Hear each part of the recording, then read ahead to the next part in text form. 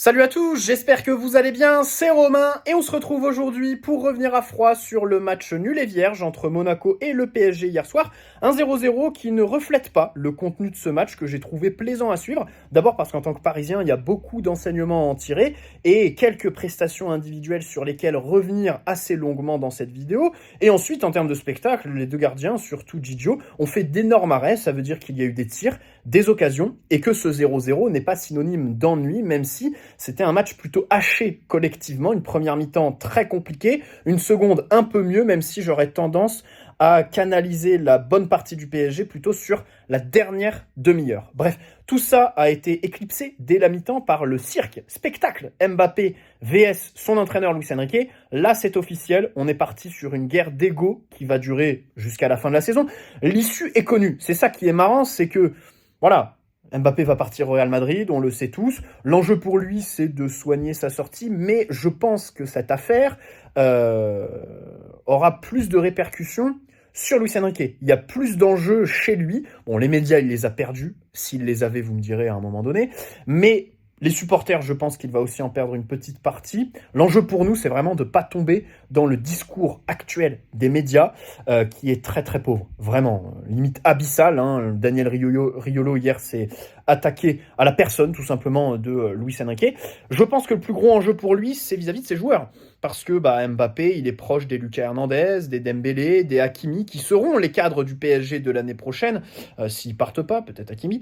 Donc, voilà, je pense que pour Luis Enrique, l'enjeu numéro 1, c'est vraiment de ne pas démobiliser ses joueurs avec ce qu'il est en train de faire sur Mbappé. Mais on va revenir sur cette histoire en fin de vidéo, parce qu'il y a eu un match avant. Voilà, il y a suffisamment de débats dans les médias en ce moment sur ce dossier, alimenté par le club et Luis Enrique lui-même, bien sûr.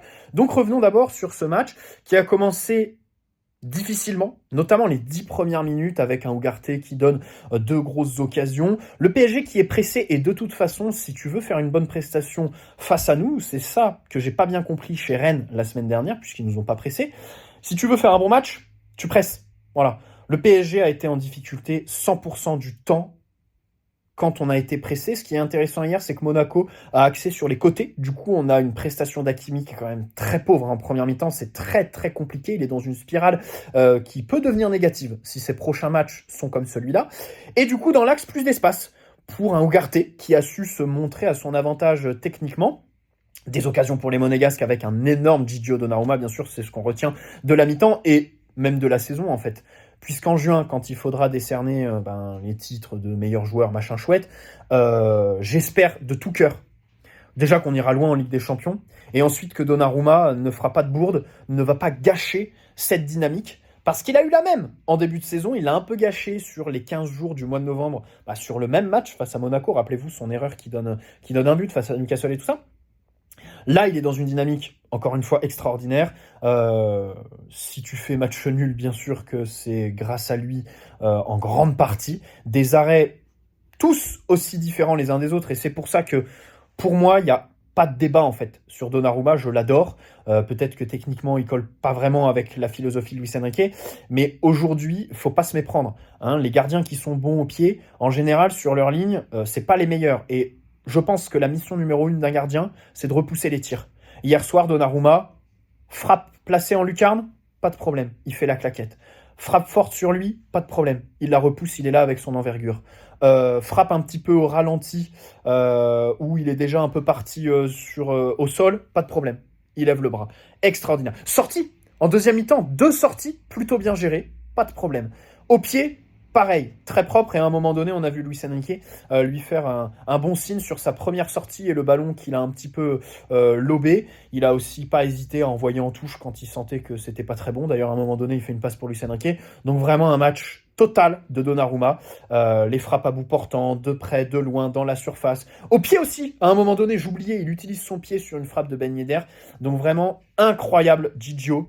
Merci d'être là et on ne cessera de le répéter, même l'année dernière, il avait un rôle. Et quand on l'entend parler avec un bon français, je ne comprends pas trop quand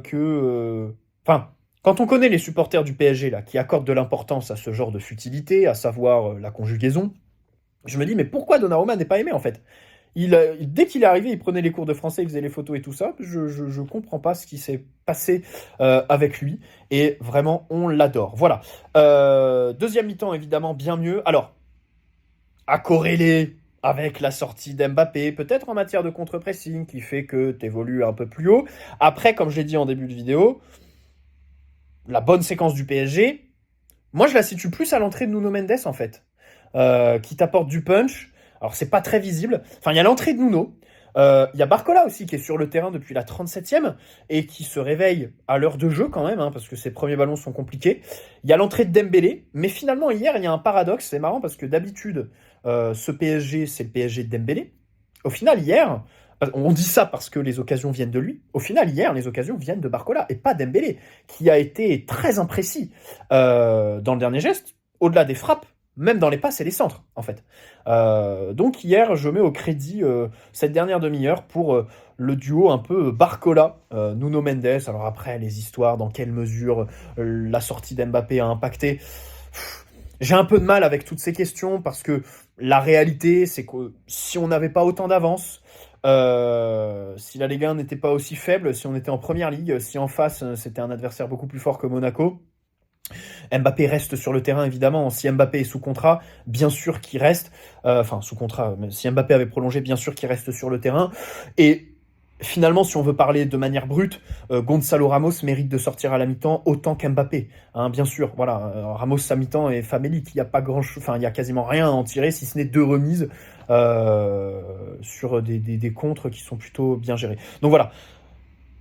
Une deuxième mi-temps, beaucoup mieux gérée, c'est bien, ça veut dire que physiquement ça travaille. En ce moment, on a quelques papiers sur le staff technique, préparation physique, donc ça bosse très bien, les organismes ne sont pas surexploités, donc ça fait très plaisir, on a du contre-pressing jusqu'au bout. Pareil, l'entrée de Kolo Muani est un petit peu moyenne. Tiens, passons aux prestations individuelles, parce que c'est vrai qu'hier soir, on s'est déjà arrêté sur Donnarumma, mais sur chaque ligne, il y a quelqu'un qui sort. Alors en défense, c'est Beraldo, bien évidemment, qui fait son meilleur match depuis son arrivée. Alors, il a été convoqué d'ailleurs plus tôt dans la journée avec la sélection brésilienne. C'est quand même pas rien. Bon, d'ailleurs, la liste, elle est un peu dégueulasse. Hein. Je pense que la liste de la Seleção illustre bien le niveau actuel du foot au niveau mondial, qui est en recul total. Il faut noter aussi que Beraldo a été convoqué, mais pas Bremer de la Juventus. Ça, c'est pas très compréhensible. Et surtout, le sélectionneur du Brésil et l'ancien entraîneur de Beraldo à São Paulo. Donc ça explique, mais félicitations à lui. Et son match hier est très intéressant. Alors, à la relance, il a vraiment des qualités sur les passes. Alors, il apporte des passes dans l'axe. Ça, c'est très intéressant. C'est quelque chose qui nous manquait en première partie de saison. Les contrôles, notamment des fois sous pression, il est assez déconcertant, vraiment, ce petit jeune. Et les passes un peu lobées aussi, par moment. Donc, les passes longues, les renversements. Donc, vraiment un super joueur techniquement. Dans la lecture, il a été plutôt bon. Maintenant, ça n'a pas été parfait pour autant. Il y a eu des petites erreurs. Au duel, il faut qu'il progresse. Mais c'est là où j'ai de l'espoir pour lui. C'est-à-dire que techniquement, il est super bien doté. Ça peut aller très très haut, Beraldo. Hein. Par contre, physiquement, il faut qu'il travaille. Vous me direz, c'est plus facile quand tu as 20 ans de travailler le physique, de faire du développé couché, plutôt que de travailler la technique, qui est quelque chose plutôt inné, où c'est quand même difficile d'atteindre le niveau qu'a Beraldo, qui semble lui être intrinsèque, tout simplement. Donc, un bon match pour lui hier. Ça dénote des autres partenaires défensifs, parce que, alors, Mukiele fait pas un mauvais match. Il y a quand même beaucoup d'erreurs. Hein. Je pense que Luis Enrique n'a pas changé son avis sur lui hier. Bien sûr, au duel, il est dur sur l'homme, il fait pas d'erreur à la relance, mais gestion de la profondeur, lecture du jeu, bon, il y a des moments, le placement, c'est pas trop ça. Hakimi, comme j'ai dit, première mi-temps, c'est quand même très compliqué. Il est très loin de son vis-à-vis défensivement. Offensivement, introuvable. Asensio attendait quelques ballons, il ne les a pas eus.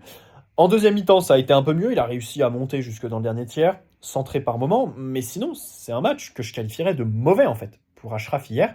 Et j'espère qu'il va se reprendre très rapidement. Alors, il a l'occasion de le faire dès mardi sur le match, sur un match très important de la saison. Lucas, pareil.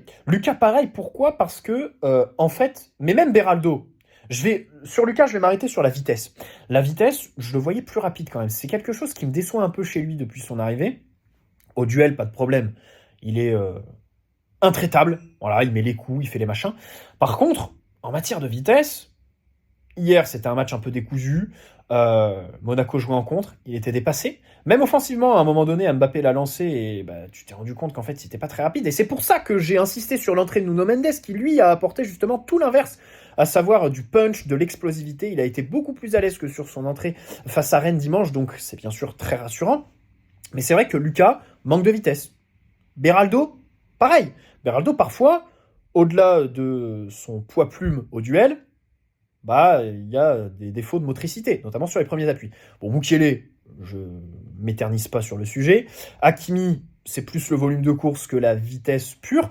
Donc, cet été, ça peut être un critère quand même, hein, à chercher chez un défenseur, surtout que Marquinhos, bon là il est blessé, mais lui aussi pareil, peine à rattraper les joueurs rapides quand ils partent en contre. Donc vraiment, un défenseur rapide, ça c'est à noter quand même pour l'été prochain. Parce que Lucas, en vue de son replacement, bien sûr, il faut qu'il soit replacé dans l'axe. Là, son poste de latéral, ça suffit. Mais même dans l'axe, en fait, il va avoir des courses assez longues à faire. Skriniar n'est pas du tout rapide. S'il est aligné, par exemple, avec lui, comment on fait face à une équipe comme Monaco, qui a des joueurs assez rapides, avec des grosses fréquences d'appui, qui sont proches du ballon. Au milieu de terrain, Ugarte, un bon match. Alors, c'est bizarre. Vous savez que je le défends. Vous savez que je suis à fond pour sa titularisation dans l'équipe. Ce qui est marrant, c'est qu'il est titulaire hier face à une équipe qui nous presse, alors que dimanche face à Rennes, qui nous a absolument pas pressé, qui est pas venu nous chercher, il est même pas rentré une seule minute. Bref. Donc, première mi-temps, les 10 premières minutes sont catastrophiques. Vraiment, il est dépassé partout. À la relance, il donne des ballons. Au duel, pareil, il est à chaque fois avec un timing très retardataire. Après, il se reprend. En seconde, il est bien meilleur. Comme je l'ai noté en début de vidéo, c'est vrai que Monaco, leur pressing était axé sur le fait de nous enfermer sur le côté. Donc lui avait aussi plus d'espace dans l'axe. Hein. C'était pas une cible. D'habitude, Ugarte, c'est une cible chez nos adversaires. Là, hier, ça l'était pas vraiment. Donc il avait plus de liberté pour la porter. C'est ce qu'il a fait, quelques fixations.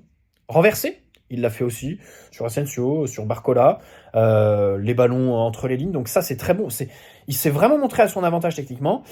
Au duel, alors en deuxième mi-temps, il a eu une grosse période où vraiment là, il récupérait les ballons hauts, il chassait, c'était super. J'oublie pas quand même en première certaines séquences où il était dépassé. Il y a une action un peu litigieuse dans la surface avec Balogun, si je dis pas de bêtises, tirage de maillot, je crois. Voilà, donc défensivement, ça a été par moment pas trop ça. Donc c'est vrai que c'est un match en fait assez hétérogène. D'un côté, il a été bon sur ses défauts. De l'autre, il y a eu des séquences quand même qui sont pas à négliger. Et je dis ça parce que Luis Enrique, bien sûr que, sachant qu'il l'aime pas beaucoup, qu'il le titularise pas vraiment dans les grands matchs, hier, il a fait quelques erreurs quand même qui coûtent rien, parce qu'il n'y a pas de but, mais des occasions quand même. Je pense que ça n'a pas trop plu à Luis Enrique. Vitinha, relayeur gauche. Alors, Vitinha, typiquement, tu vois, c'est vraiment le joueur qui va jouer avec son équipe. C'est-à-dire que quand l'équipe sombre, lui, il sombre, et c'est vrai qu'il va pas du tout la tirer vers le haut, quoi. En première mi-temps, il est absolument infâme. Il gagne pas un seul duel, il contrôle aucun ballon. En même temps, les situations, c'est vrai, comme tu joues bas, tu dois les contrôler plus dos au but adverse, donc lui, il est pas très à l'aise là-dedans, il n'arrive pas à orienter. Par contre, en seconde, c'est un des meilleurs, je trouve. Hein. En seconde, il est vraiment bon. Alors, il a des occasions. Typiquement, s'il y a un Parisien qui doit finir avec un but hier, c'est lui ou alors Barcola, hein, parce qu'il a des occasions. Alors, les premières frappes, elles sont de plus loin, donc moins précises, même s'il y en a une qui est plutôt bien tirée. Et puis, bien sûr, il y a son occasion dans la surface où il ouvre son pied, il enroule. C'est bien joué. Il y a un bel arrêt aussi du gardien monégasque. Donc, voilà, Vitinha, une bonne deuxième mi-temps à son actif. Mais, encore une fois, j'ai quand même quelques doutes sur ce joueur, sur sa capacité en fait très claire, parce que quand Mbappé est sorti et que j'ai vu le brassard au bras d'Hakimi, je me suis dit, mais qui va être capitaine l'année prochaine en fait? Hakimi, Donnarumma, Vitinha peut-être, Vitinha, peut-être que ça se discutera, peut-être qu'à un moment donné il sera capitaine, et c'est quelque chose qui me fait plutôt peur, à vrai dire, parce que c'est vrai que c'est quelqu'un qui tire pas du tout l'équipe vers le haut quand on est dans de mauvaises situations. Voilà. Bon, le relayeur droit, putain, je cherchais qui était le relayeur droit. C'est un lapsus révélateur, puisqu'évidemment, c'était Carlos Soler. Écoutez, je pourrais faire une minute de silence, hein, puisque ce serait la meilleure analyse possible de son match. Quoique, à la différence de Vitinha. Alors, quand on était dans notre bonne période, il était complètement dépassé. Alors là, le pauvre, voilà, il était à chaque fois avec 10 temps de retard. Par contre, en début de match, faut noter quand même qu'il y a eu voilà, des contrôles passes assez sobres vers l'avant. Bon, si on avait un truc à noter sur son match. Asensio, par contre, c'est très pauvre. Hein. Asensio, c'est très pauvre. On retrouve celui de l'après-blessure, voilà, qui mettait pas un pied devant l'autre. Moi, je lui en veux surtout sur son occasion, là, qu'il a plein axe. On nous avait vendu, et à raison bien sûr, il a une très belle qualité de frappe. Et en fait, depuis qu'il est de retour de blessure, je la vois pas cette qualité hors de la surface. Il a mis une belle volée contre Brest, mais c'était dans la surface. Et sinon, des ballons au 7e ciel, des chandelles à tout va, et là, une frappe toute molle, sans calcium sur le gardien. Donc ça m'a vraiment agacé quand il a repiqué dans l'axe comme ça. Belle remise de Mbappé sur cette action. C'était une des rares bonnes actions de Mbappé hier soir, qui fait bien évidemment une mi-temps dégueulasse. Voilà. Le début de match est plutôt bon. Hein. Il réussit à se retourner, à mener des contres, à être plutôt tranchant, mais derrière, il se perd complètement. Les contrôles sont très très mauvais. La sortie est logique. Mais encore une fois, je pose une question. Combien de matchs en première partie de saison auraient mérité une sortie d'Mbappé? En réalité, quasiment tous. Pourquoi Luis Enrique ne le faisait pas à ce moment-là? Parce qu'il n'y avait pas la décision de ne pas prolonger. Donc voilà, tout ce débat là, c'est un truc qui m'énerve parce que c'est ridicule. C'est ridicule chez tout le monde. Les gars, tout le monde est ridicule dans cette histoire. Le premier, c'est le club. Le premier, c'est le club, avec la gestion grotesque, clownesque de l'été dernier, qui fait que, voilà, aujourd'hui, t'en es là. Juste avant la Ligue des Champions. C'est ça le pire, c'est qu'en fait, tu te tires une balle dans le pied au pire moment de la saison, parce que, évidemment, c'est le moment fatidique. Mbappé, qui est absolument ridicule, bien sûr, parce que revenir 3 minutes après, quand t'es capitaine... alors, les selfies, aller en tribune, c'est ridicule, mais je crois que le pire... c'est le téléphone. C'est le téléphone. Voilà. Vraiment, être au téléphone comme ça dans les vestiaires, enfin dans le couloir, alors qu'on est à la 48e, c'est absolument... c'est pitoyable, tout simplement. Luis Enrique aussi a sa part de responsabilité, les gars, on va pas se mentir. Comme je vous disais, pourquoi il ne le sortait pas en première partie de saison, quand le contenu de ses matchs était pareil? Bien sûr qu'hier, son contenu mérite de sortir. Mais bien sûr que de l'autre côté, sa seule présence sur le terrain fait que l'équipe adverse joue un cran plus bas, a une petite peur mentale, et bien sûr que sur une action, peu importe son match global, Mbappé peut te faire ton match. Hein. Faut pas oublier que contre Milan, c'est lui qui ouvre le score. Contre Newcastle, le penalty à la dernière minute, c'est lui qui va le mettre. Hein. Je sais pas dans cet effectif qui aurait pris le penalty et l'aurait aussi bien tiré. Voilà. Contre la Real Sociedad, c'est lui qui te débloque le match sur un but qui est très très beau, ce corner où il est présent au deuxième poteau, faut pas l'oublier aussi. Donc on parle juste en fait, les gars, sur la chaîne. Vous le savez. Et c'est vrai que Luis Enrique, avec cette histoire, se tire un peu une balle dans le pied parce qu'il a plus à perdre qu'à gagner. À perdre d'abord parce qu'il y a une fin de saison sur le terrain à assurer. Mbappé, pardonnez-moi, c'est un des meilleurs joueurs du monde. Bon, faut éviter de le démobiliser. Surtout qu'en plus... Mais moi, je veux qu'Mbappé joue toutes les minutes jusqu'à la fin de la saison pour qu'il arrive. Alors qu'il fasse l'Euro, qu'il fasse les JO et qu'il arrive au Real cramé, les gars. Mon côté machiavélique, c'est ça. Moi, les gars, je pense à ça aussi. Là, on est en train de préparer sur un tapis rouge l'arrivée d'Mbappé au Real, qui sera flambant neuf, avec des sorties à la mi-temps, des sorties à la 65e. Et accessoirement, on a quand même une seconde partie de saison. Alors, il dit qu'il faut préparer l'après Mbappé. Bon, pourquoi tu l'as pas fait plus tôt? Et puis surtout, il y a une préparation quand même l'été prochain, les gars. On va pas se mentir. Hein, les matchs de Ligue 1 du mois d'août, ça a tout de matchs amicaux, quoi.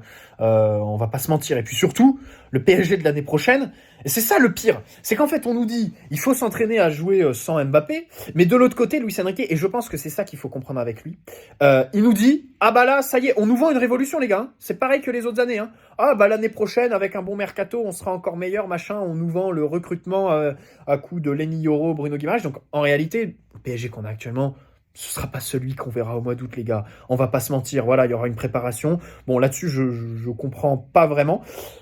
Moi, je pense que Luis Enrique, l'été dernier, a eu des discussions avec sa direction, avec le joueur peut-être aussi, qui lui ont donné des gages de sérénité, en fait. Peut-être qu'on lui a dit, oui, il y a des chances qu'Mbappé prolonge. Et je pense que Luis Enrique croyait vraiment à la prolongation d'Mbappé. Et que du coup, il est vraiment déçu de Mbappé. J'ai envie de croire à cette hypothèse. Alors après, il y a plein de trucs à côté. Déjà, moi, ce que je trouve intéressant à creuser, c'est qu'on a eu quelques papiers cette semaine qui disaient que Luis Enrique était au courant de la décision d'Mbappé, le premier avant tout le monde, parce qu'il se voit tous les jours, et que Nasser pouvait pas venir plus tôt pour que Mbappé officialise un peu devant tout le monde, y compris le président. Donc pourquoi Luis Enrique n'a pas commencé son truc s'il le savait avant? Bon, ça reste que des spéculations, bien évidemment. De l'autre côté, Luis Enrique, il dit qu'il faut apprendre à jouer sans lui, pas de problème. Je dis qu'il est peut-être déçu de la non-prolongation d'Mbappé, mais de l'autre côté, quand au mois de novembre, il se permet de le mettre numéro 9 face à Newcastle et ensuite le pérenniser à ce poste, qui, on le rappelle quand même, a nécessité 180 millions d'investissements cet été, et une polémique atroce l'année dernière avec le pivot gang quand Mbappé était à ce poste qu'il n'affectionne pas. Peu importe toutes les considérations tactiques, ce choix était le bon. Ce choix était le bon de mettre Mbappé numéro 9. Bien sûr, parce qu'il est meilleur à ce poste-là, pour l'équipe et pour lui. Il est plus proche du but.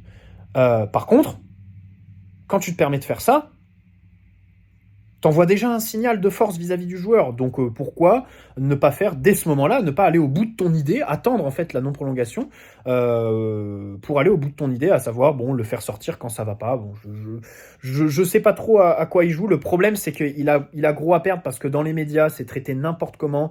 Là c'est RMC, c'est ridicule. Mais cette semaine, heureusement que j'étais en vacances, les gars, vous le savez, parce que j'ai juste vu des extraits passer sur Twitter.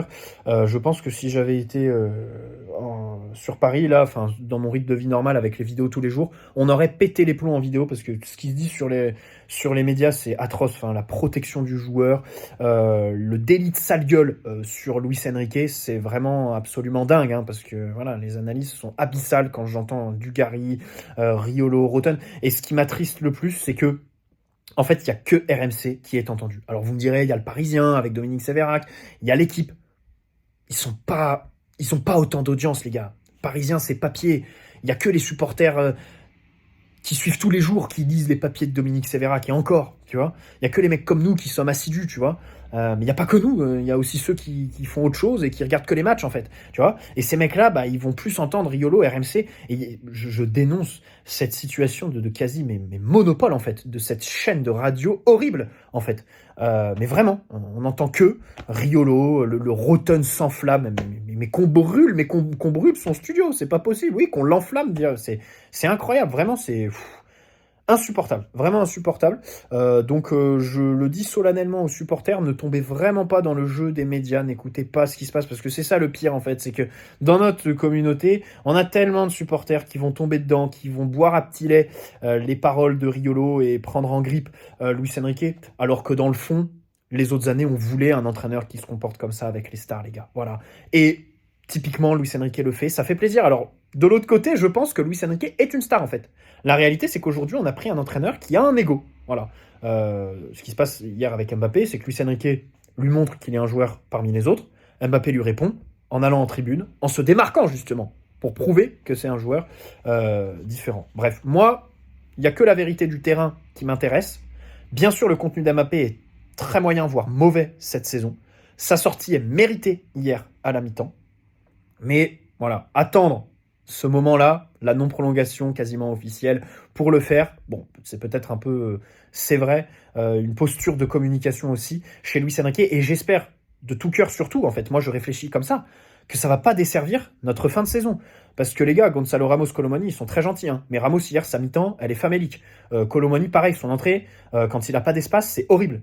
Les déplacements dans la surface, c'est très compliqué, hein. Et en Ligue des Champions, si on veut aller loin, je suis désolé, moi j'ai confiance en Mbappé, Warren Zaïre-Emery, Gigio Donnarumma, et finalement, peu d'autres, hein. Donc en fait, ça fait pas beaucoup, hein. Même en défense, en fait. Hakimi, j'ai pas confiance. Lucas, j'ai un peu perdu en confiance. Je suis un peu moins enthousiaste que sur le mois d'août, par exemple, et sa signature. Donc bon, j'ai envie quand même de maximiser mes forces en présence. Il a un contrat, il sera là, et on aura tout le temps. On a toute une préparation l'été. La Ligue des Champions reprend qu'à la mi-septembre. Il y a au moins 5 ou 6 journées de Ligue 1 qui, à chaque fois, ressemblent à des matchs amicaux, qui n'ont aucun rythme à chaque fois. Donc vraiment, préparer la saison prochaine, cette excuse, je la comprends pas trop en fait. Parce qu'il y a la préparation et tout ça, et puis parce qu'aussi, voilà, le PSG de l'année prochaine ne sera pas celui qu'on voit actuellement. Ciao les amis, prenez soin de vous, et puis on se retrouve prochainement Pour revenir un peu plus en détail sur cette histoire-là, je vous ai donné un peu mon avis à chaud. Globalement, je me pose évidemment du côté du club et Luis Enrique, mais en premier des premiers, il faut dénoncer la gestion catastrophique du club l'été dernier, et même avec le contrat qu'en fait qu'ils lui ont donné il y a 2 ans. Tout part de ce contrat de merde en fait. Voilà. Deuxièmement, peut-être aussi Luis Enrique, la posture de communication. Et puis troisièmement, les supporters, il faut absolument pas tomber dans tout ce qui gravite autour, à savoir le comportement d'Mbappé, les médias qui le surprotègent. Donc voilà, bonne soirée à tous, ciao les amis.